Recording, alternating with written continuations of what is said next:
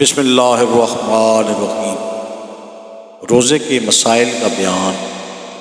نبی کریم صلی اللہ علیہ وآلہ وسلم رمضان میں سب سے زیادہ سخاوت کیا کرتے ہیں۔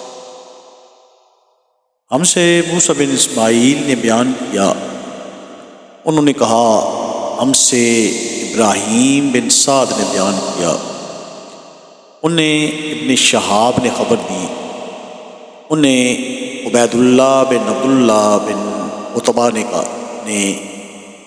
کہ عبداللہ بن عباس رضی اللہ تعالی عنہما نے کہا نبی کریم صلی اللہ علیہ وآلہ وسلم سخاوت اور خیر کے معاملہ میں سب سے زیادہ سخت تھی، اور آپ صلی اللہ علیہ وآلہ وسلم کی سخاوت اس وقت اور زیادہ بڑھ جاتی جب جبرائیل علیہ السلام آپ صلی اللہ علیہ وآلہ وسلم سے رمضان میں ملتے۔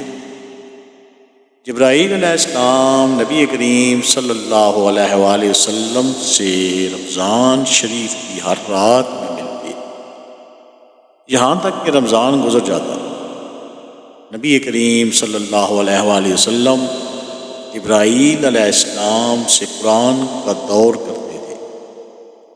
جب جبرائیل علیہ السلام آپ صلی اللہ علیہ وآلہ وسلم سے ملنے لگتے، وہ آپ صلی اللہ علیہ وآلہ وسلم چلتی ہوا سے بھی زیادہ بھلائی پہنچانے میں سخی ہو جایا کرتے۔ صحیح بخاری شریف حدیث نمبر 1902۔